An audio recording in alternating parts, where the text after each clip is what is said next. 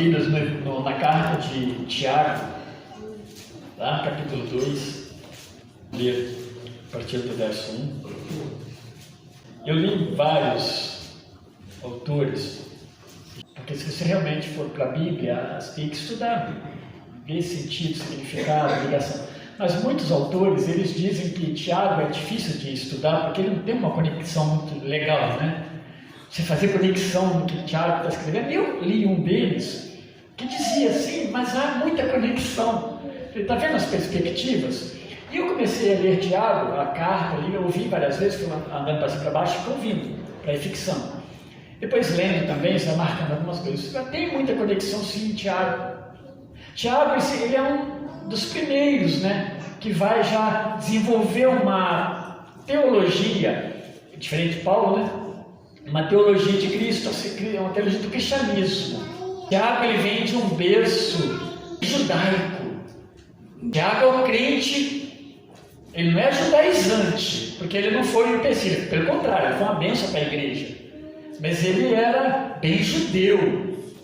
A gente sempre falou aqui que Tiago, ele vai se converter provavelmente mais adiante. Os irmãos de Jesus, diz João, no Evangelho de João, né, não criam nele. E eles cresceram assim. Jesus pregando o Evangelho da salvação, pregando o reino de Deus que chegou, e Tiago indo provavelmente para a sinagoga, para participar do momento de ensino judaico. Quando Tiago se converte, então Tiago vai se converter bem judaizante naquele momento ainda, quando ele se depara com o seu meio-irmão, né? Com Cristo ressurreto, porque esse é o Tiago, meio-irmão de Jesus, ou irmão de Jesus por nascimento. Tiago, então, ele se converte, porque depois vai aparecer ele, a família, nas reuniões de oração ali no começo de Atos. E ele vê a ressurreição, lá em Coríntios diz, né? Foi visto também ressurreto, Jesus foi visto também ressurreto por Tiago, capítulo 15 de 1 Coríntios. Você vai ver que as palavras de Tiago, elas são bem recheadas de Antigo Testamento.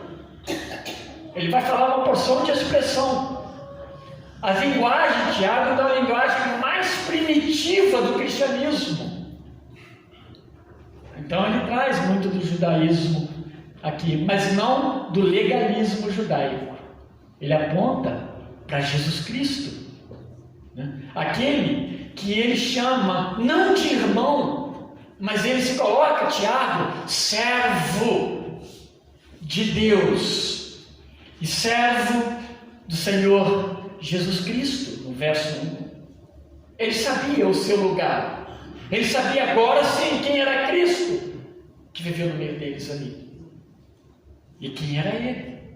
Então Tiago tem essa linguagem. E por que há conexão? Sim, há conexão. Nós vimos no capítulo 1, praticamente todo o capítulo é como você responder adequadamente às provações na sua vida. Tiago fala, por exemplo, de alegrar-se nas provações. Que a provação, ela vai te trazer maturidade espiritual. Você vai crescer em Cristo na provação. Então Tiago vai falar e vai trazer uma série de orientações de como você pode responder adequadamente diante das provações. Ele vai terminar no capítulo 1, por exemplo, falando da necessidade da palavra de Deus, ela está internalizada no ser humano, não apenas uma palavra que você ouve e você perde de novo, aqueles assuntos corriqueiros que a gente lê no WhatsApp e nessas redes sociais. Não é assim. Precisa ser internalizada para que ela se torne prática, e ela vai se traduzir na verdadeira religião. Ele termina, verdadeira religião, ele diz aqui, ó, a religião pura e imaculada, no verso 27, para com Deus o Pai é esta: visitar os órfãos e as viúvas nas suas tribulações e guardar-se da corrupção do mundo.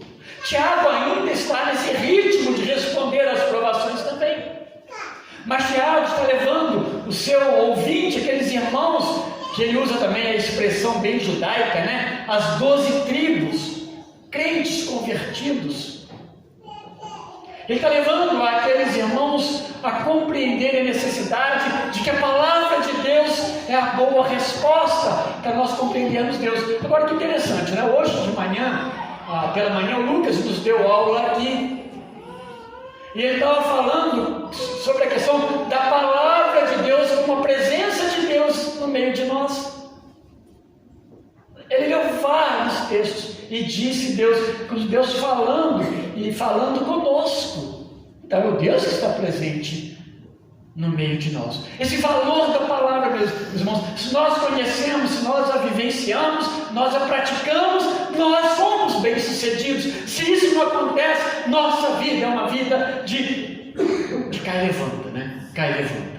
Isso não é apropriado para o cristão. Talvez por isso Tiago vai começar o capítulo 2 falando de acepção de pessoas. Será que ele não tinha em mente essa questão das viúvas e dos órfãos, que talvez estivesse no meio deles a ser cuidado?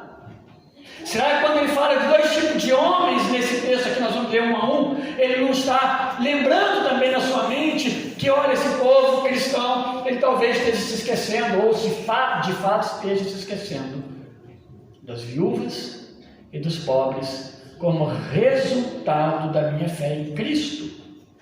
Eu até falei semana passada, por que Tiago não fala de evangelizar como fundamental na vida cristã? Não, evangelizar, eles evangelizavam, porque Jesus os comissionou a ir de pregar, isso para eles era normal, mas talvez estivesse esquecendo. E aí entra o problema até da acepção de pessoas. Então há uma conexão sim na história que Tiago tenta nos contar. Aliás, se você ler depois desse texto, que é do verso 14 em diante, você vai perceber que ele vai falar de fé e obras bem dentro desse contexto. O que nós fazemos com a nossa fé? E Tiago fala alguma coisa que mexe com a gente, né? A gente às vezes fala assim, eu tenho muita fé, eu tenho fé em Deus, eu sou um cristão firme, mas meus irmãos, não há nada que possa atestar essa nossa fé, a não ser às vezes, né, estar no culto. Isso é sério. Isso é muito sério, porque Tiago está falando de pessoas que creram em Jesus Cristo, estão a caminho do céu, participam da ceia. Isso deve ser comprometedor, deve chamar a nossa atenção. No verso 1, então, ele vai dizer o quê? Ele começa falando sobre esse tema, acepção. E meus irmãos, não tenhais a fé em nosso Senhor Jesus Cristo, Senhor da glória, em acepção de pessoas.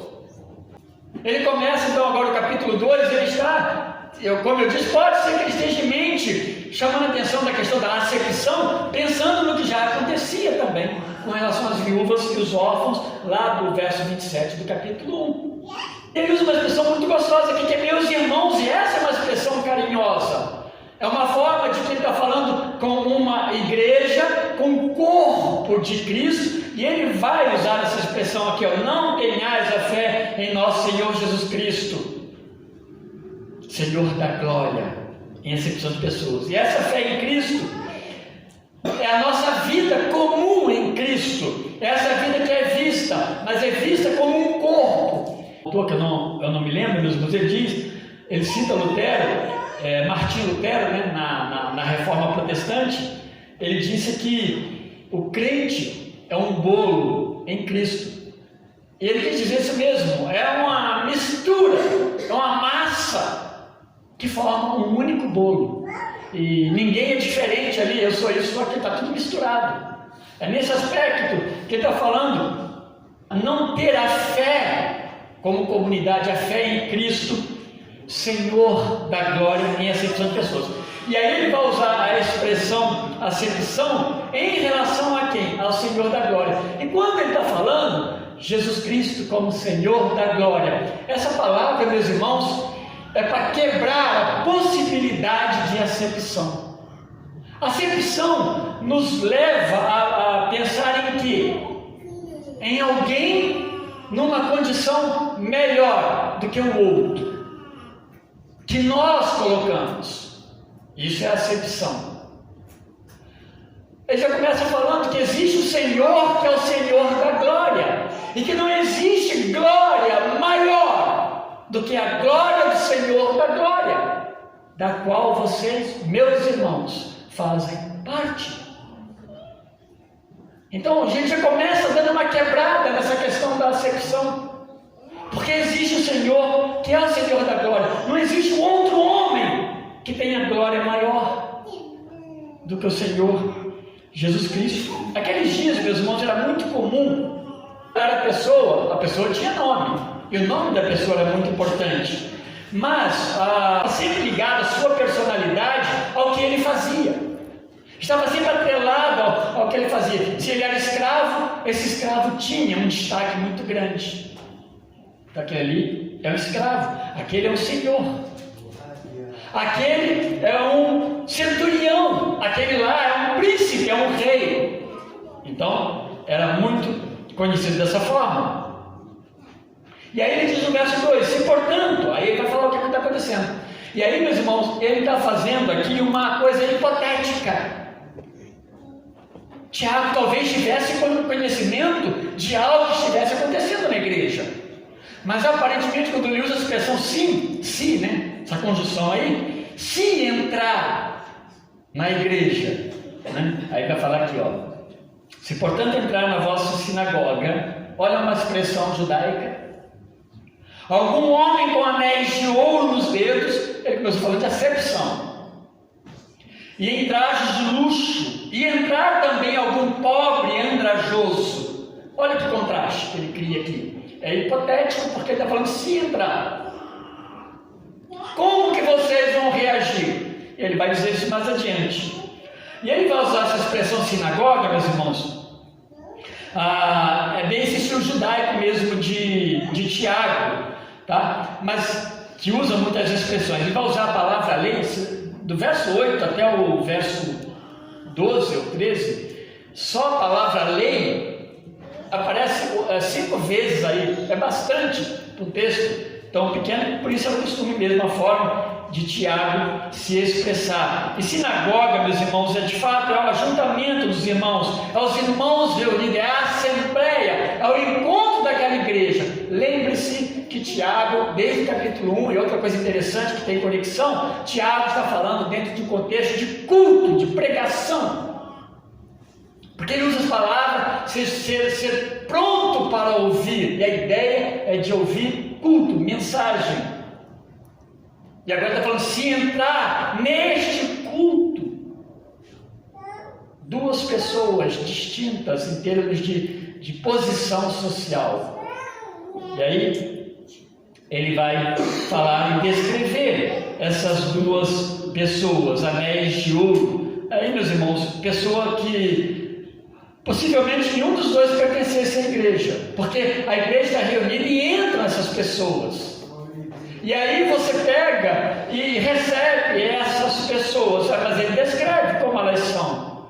Alguém com uma posição social muito grande, um juiz, um senhor, talvez um príncipe, né? Vestimentas luxuosas, capa, né? que denotava uma pessoa de grande posição social. Talvez a igreja o olhasse como alguém que oferecesse algum benefício. Talvez a igreja aqui estivesse olhando para este homem que entrou, porque o que ela vai fazer denota isso, como alguém que trouxesse algum tipo de benefício para ela. Talvez ele estivesse sendo perseguido, dizer que está entrando um grande juiz, e esse juiz pode interceder a nossa causa. Vamos tratá-lo bem, vamos lhe dar a palavra e os privilégios aqui dentro do culto e da igreja. O pobre, talvez o escravo, alguém que não tivesse condições. A descrição dele é alguém andrajoso, alguém que está sujo, que está mal vestido por causa da sua condição mesmo social, sua condição financeira e assim por diante. Ele continua, e tratados com deferência, né? Com destaque, o que tem os trajes de luxo, e lhe disserdes, tu, o homem de luxo, né? Assenta-te aqui em lugar de honra. Deixa eu parar aqui nesse verso. Não que a igreja, meus irmãos, a Bíblia não aponta a igreja como lugares de honra, tá? Em momento nenhum. Você não vai ver no princípio da igreja que a igreja tinha lugares de honra para um ou para outro. A ideia é que na igreja não pode ter lugar de honra para quem tem posição social diferente. A gente tem que tomar cuidado, e nem internamente, é claro. Mas eles arrumaram um lugar lá que talvez fosse melhor. Talvez na frente, bem frente a frente com o pregador, para o pregador olhar bem para ele e falar assim: aqui está o vereador, né, o prefeito, né, da cidade, ou então ele lisonjear, quem sabe, aquele homem, por fato que ele foi colocado num lugar que normalmente é um lugar que poderia ser, a igreja estava cheia, né, um lugar mais privilegiado.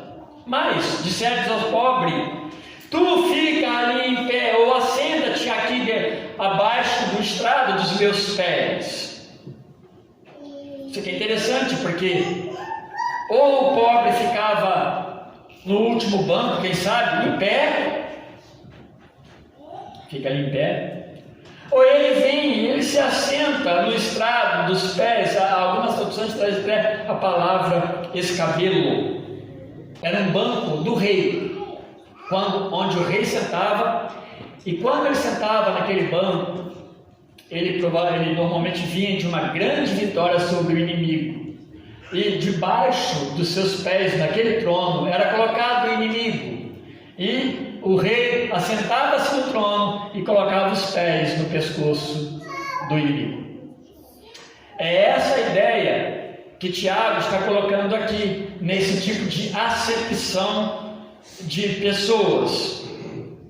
Aí ele escreve: ou fica em pé ou é colocado. Esses são os lugares que tem para você aqui na igreja. A gente precisa tomar muito cuidado, né? Precisa tomar muito cuidado. Nossa igreja precisa ter, agora estou falando para nós, né? As nossas igrejas, mas a nossa especificamente, precisa ter muito cuidado na recepção de pessoas. Nós talvez não tenhamos um sistema de recepção dos melhores, precisamos ser amáveis com todos. Nós não temos que selecionar quem entra ou quem não entra e onde senta. Temos que ter cuidado, é claro, em alguns momentos a gente vai ter alguns cuidados especiais por causa de algumas pessoas que vão querer fazer bagunça, é outra coisa. Mas a acepção não deve fazer parte do nosso convívio. E é a possibilidade que nenhum dos dois eram membros da igreja. Então, qualquer pessoa então pode fazer parte, deve ser aceita. Aqui não está falando de membresia, não. Para a membresia, não. Existe um filtro bíblico para ser membro de uma igreja. Esse filtro bíblico nos ensina muitas coisas aí: conversão a Cristo, arrependimento e conversão, confissão pública de fé em Cristo Jesus e aceitação da própria igreja, do próprio corpo. Isso é maravilhoso, porque é os cuidados de Deus para a formação da sua própria igreja. Mas não é esse o caso aqui. O caso aqui é os irmãos recebendo alguém e fazendo acepção entre as pessoas, né? O quarto: não fizeste distinção entre vós mesmos e não vos tornaste juízes, tomados de perversos pensamentos. Agora Tiago começa a falar assim: o que vocês estão fazendo está certo? É uma pergunta que só tem uma resposta: não, nós estamos errados. Mas ele está perguntando, você precisa responder. Está certo o comportamento de vocês? Vocês não estão fazendo distinção entre vocês mesmos? Vocês são uma comunidade de iguais? São irmãos, aliás, verso 1, ou 2:1, né? Irmãos, meus irmãos, o verso 5. Ouvi, meus amados irmãos. É uma comunidade então de quê? De iguais, mas mostrando o quê? Acepção. Isso não bate. Essa conta não fecha. Porque Deus não faz acepção. Deus não faz acepção de pessoas. E aí, meus irmãos, a ideia de uma aplicação de juízo pervertido. Ele vai usar essa expressão no verso 4. Perversos pensamentos. Mas lá no Antigo Testamento, A condição de juiz, quem era juiz, ele precisava julgar conforme Deus. Qualquer um que era juiz lá no Antigo Testamento, ele precisava agir como juiz, mas não como juiz para sua própria caixinha, que julga injustamente. O juiz, ele tem que julgar, por isso que a lei vem de Deus. O rei ele era empossado, o rei ele era ungido rei, para ele reger segundo a lei de Deus. Ele precisava ter a lei de Deus na sua frente, para ele agir conforme a lei de Deus. O juiz tinha que julgar segundo a lei de Deus, ele não podia criar a sua própria lei. O que Tiago está falando com eles é isso. Quando vocês fazem acepção e Deus não aprova a acepção, vocês estão se tornando juízes, aí sim, tomados de quê?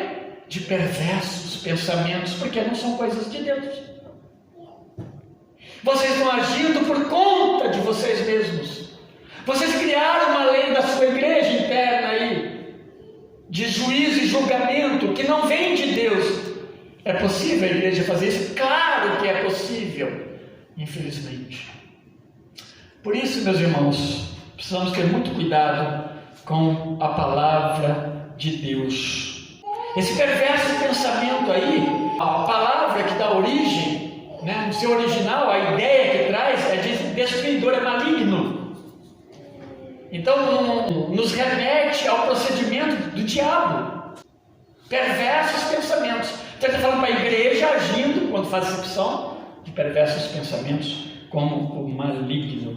Se você pegar lá Mateus 15, 19, esse preconceito ele é proveniente do homem decaído. E esse é o problema, porque nós, como homens decaídos da presença de Deus, embora reconciliados com Cristo, por Cristo, nós pecamos e precisamos tomar cuidado então com isso.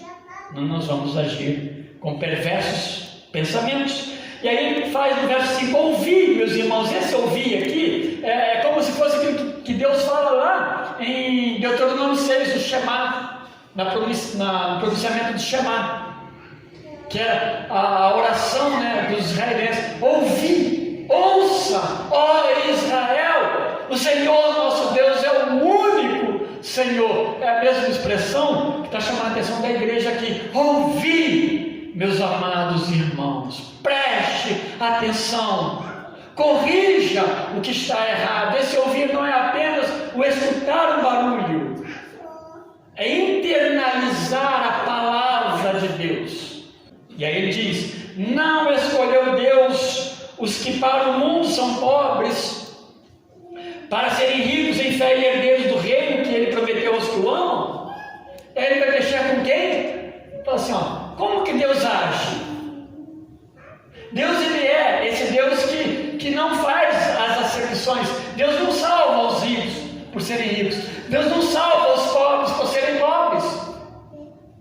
O que a Bíblia diz é que o Evangelho mesmo diz que dificilmente o rico entrará no reino de Deus. É uma condição do próprio rico, por ele se distraírem com as suas riquezas e elas preencherem as suas necessidades. Deus não escolhe então o homem por seus méritos, mas ele escolhe o homem por sua soberania. Basta nós olharmos quem ele escolhe para ser mãe do Filho de Deus. É Maria, uma jovem de Nazaré, a cidade talvez mais desprezada ali da Galileia. É Maria. Jesus na linhagem de Deus, na linhagem de reis, e até Jesus, ele vai incluir Raabe, descrita na palavra de Deus como uma prostituta. Deus quebra preconceitos que nós muitas vezes levantamos. Por isso que ele vai falar no verso 4 de perversos pensamentos, porque Deus não age dessa forma como o homem age. Ele traz Israel de uma condição de escravos. Ele não pega reinos ou reis e ricos, mas ele traz um povo escravizado. E aí vem o verso 6: entretanto vós, outros, menosprezaste o pobre. Não são os ricos que vos oprimem, E não são eles que vos arrastam para tribunais? Pergunta que eles já sabiam a resposta. Agora Tiago está fazendo o quê? Mostrando realidades que eles sabiam, mas não olhavam. E aqui, meus irmãos, a gente tem que olhar para isso aqui como um desprezo ao cuidado de Deus. O que é mais sério, um desprezo ao cuidado de Deus. Então faz uma acepção, vamos escolher esse rico, que ele pode trazer algum benefício para nós mais lá adiante. E sempre, meus irmãos, a acepção dentro do comportamento do povo de Deus, ela vai trazer desonra diante de Deus. E a fé cristã, meus irmãos, ela sempre foi razão de desprezo. Ao longo de toda a história, desde a própria Bíblia, a história da igreja, os cristãos, os que são pobres, de certa forma, eles sofrem a opressão. E aí eu digo mais, meus irmãos, essas coisas não pararam ainda de acontecer. O mundo conspira contra Deus. Essa é uma realidade que nós precisamos estar atentos.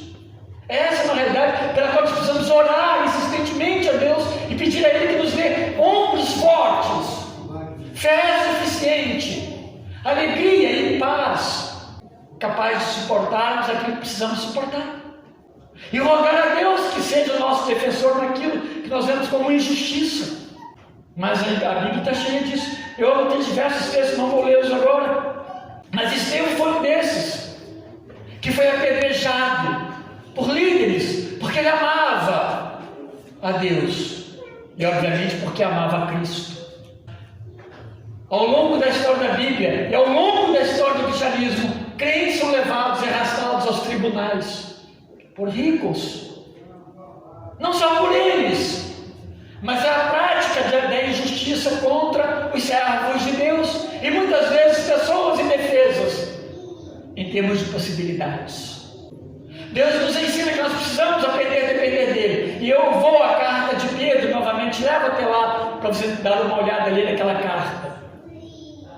Que eram pessoas também que sofriam por causa do Evangelho. E Pedro vai falar para ele assim: olhe para a cruz. Aquele que nos deu vida e nos alegrou, ele morreu na cruz. Ele não sentou num trono de ouro com coroa na sua cabeça. Mas ele foi para a cruz, onde ele foi crucificado, desonrosamente. Pedro manda a igreja olhar para isso. E nós precisamos então atentar. No capítulo 5, não vou ler, mas nós vamos chegar lá uma hora. Lá do verso 1 ao 6, vai falar mais claramente sobre isso aqui. Os ricos assassinam os pobres. Então eles tinham isso presente ali no meio deles. Por que vocês fazem o que estão fazendo? Porque agem como estão agindo. Verso 7. Mais uma coisa, não são eles os ricos, nesse caso aqui, tá? Não que todo rico seja alguém que não desfrute da graça e da bondade de Deus, tá? Mas não são eles os que blasfemam o bom nome que sobre vós foi invocado? É irreverência blasfemar aqui, é desrespeito para com Deus. E esses ricos, Tiago está lembrando eles, são aqueles que blasfemam contra o nome de quem? O nome de Cristo, porque é o nome daquele que a igreja invoca. Nós durante todo o tempo aqui invocamos o nome de Cristo. É Ele que nos deu graça. Mas esses homens blasfemam, e vocês estão dando a Ele lugar de honra. E aí, meus irmãos, essas pessoas blasfemam contra Deus e contra os filhos de Deus. Mas os filhos de Deus estão dando honra para esse, em detrimento ainda do outro. Isso não é correto. É o grande erro, que eles estavam cometendo. Verso 8: se vós, contudo, observai a lei régia, segundo a Escritura, amarás o teu próximo como a ti mesmo, fazeis bem. Então, Tiago ele vai invocar agora o que está na Bíblia. Vocês não estão observando o que? A lei régia. O que é a lei régia? A lei real, a lei que vem do rei. E rei aqui, Tiago está olhando para Jesus Cristo. Jesus Cristo vai falar: lá no Antigo Testamento nós vamos encontrar essa expressão de Deus, e depois aqui no Novo Testamento também. Marcos capítulo 12, verso 31. Jesus vai responder aqui, os mandamentos se resumem: amar a Deus acima de todas as coisas, ao teu próximo como a ti mesmo.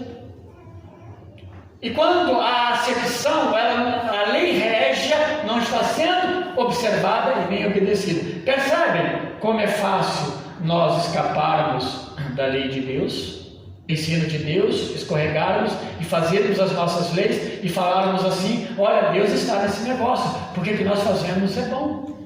Nós insistimos muitas vezes com coisas que não agradam a Deus e dizemos: isso é bom. Não é bom porque não é bíblico. Se nós da igreja não soubermos distinguir essas coisas à luz da Bíblia, que é o nosso método de juízo, nós estaremos perdidos. Então, ele está rogando agora que olhassem para as Escrituras. E o verso 9: se todavia fazeis acepção de pessoas, cometeis pecado, sendo seguidores da lei, pela lei, como transgressores. Olha onde Tiago vai enquadrar esses irmãos. Bom, se fazem acepção, vocês são o quê? Cometem pecado. Acepção é pecado. A lei os classifica como transgressores. É interessante, meus irmãos. Ele vai agora descrever algumas coisas aqui para frente que eles tinham a palavra de Deus. A falta de observação, e aqui a observação não é conhecimento, é pegar e aplicar as Escrituras. Mas muitas vezes as Escrituras elas não nos favorecem. Eu vou usar uma expressão aqui talvez que não é correta, mas que nos ajuda a entender politicamente. As Escrituras, ao contrário, nos desfavorecem. Lá no capítulo 1, quando ele fala alguns, ele está falando em contexto de culto. Tardinho para irar é irar alguém que estava se irando contra a palavra pregada. Olha que coisa terrível. Lembra que eu até falei, olha, possivelmente iramos contra a palavra pregada, porque queria uma resposta imediata, mas a palavra dizia que tinha que esperar em Deus, e nós queremos algo mais evidente.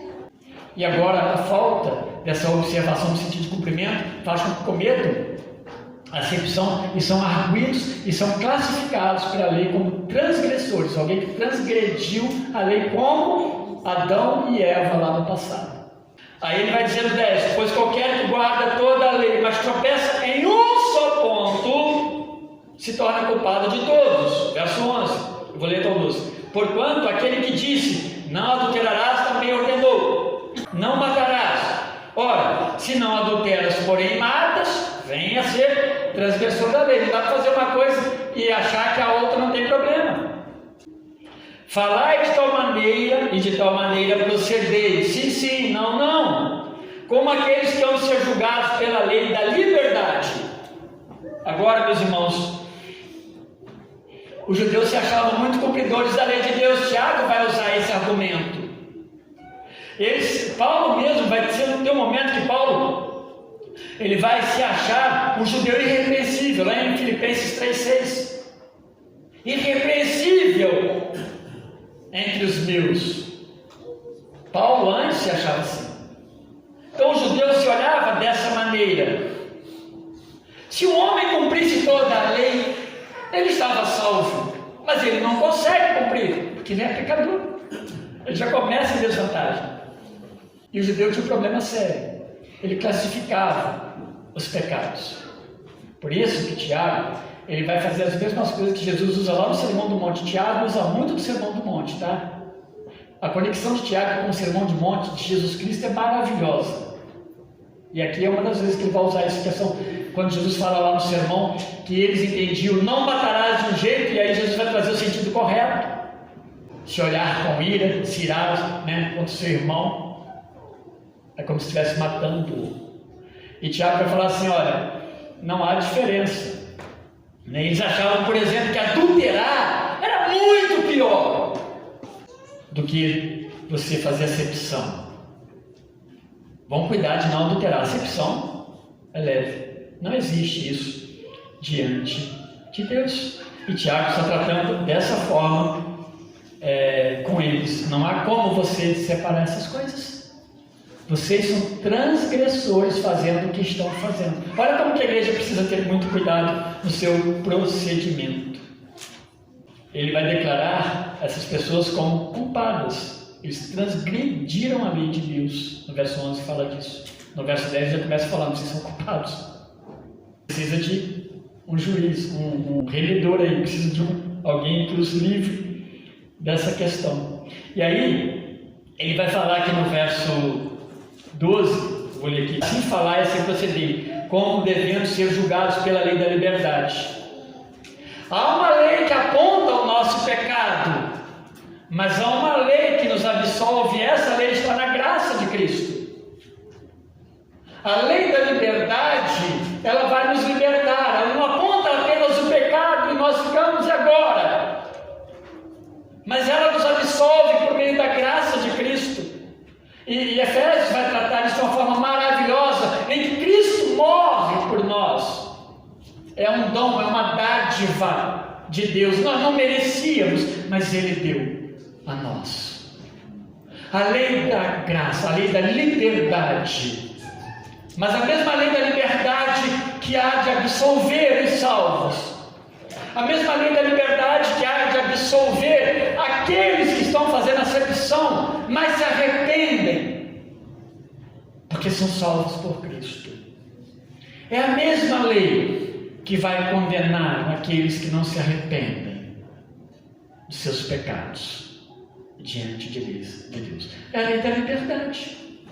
É a lei da graça. A mesma graça que salva é a mesma graça que condena.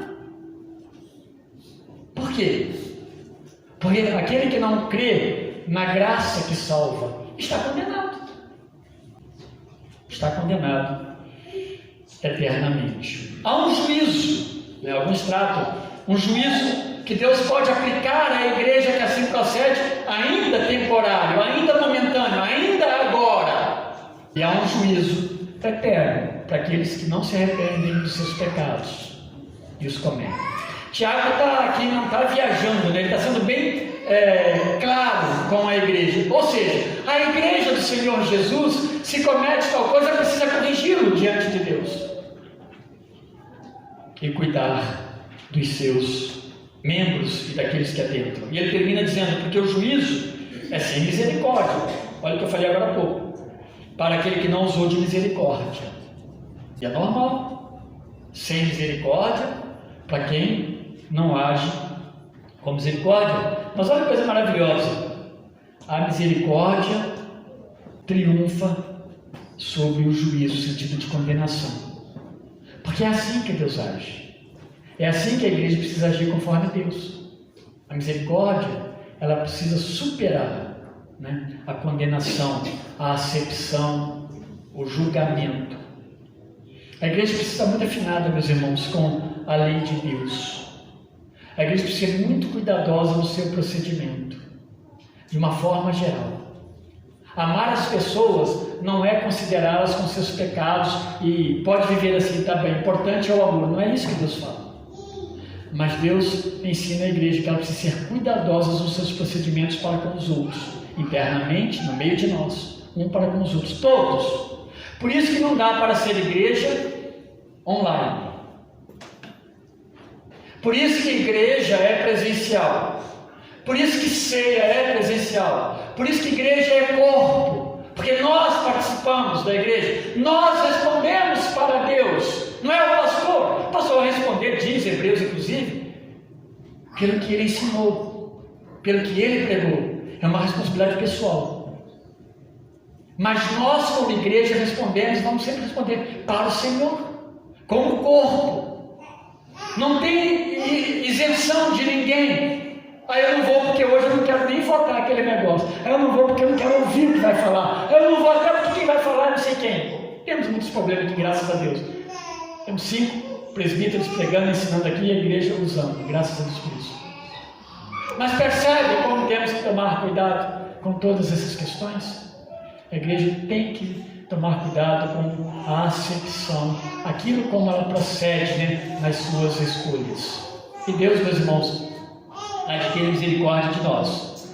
Nós não podemos cair nesse erro e sermos julgadores e nos colocarmos diante da condenação de Deus para esse nosso pecado. E se assim procedermos, precisamos nos arrepender como igreja diante do Senhor e nos procedermos conforme Ele nos ensina em arrependimento. Deus nos abençoe. Deus nos ajude. Tiago está tratando de uma igreja que precisa melhorar como igreja. Ela precisa olhar para as Escrituras. E esse é o ponto. Precisa amar a Deus verdadeiramente, viver o Evangelho intensamente. É isso que Tiago está nos ensinando em sua carta. Deus nos abençoe os meus irmãos também. Vamos orar ao nosso Deus.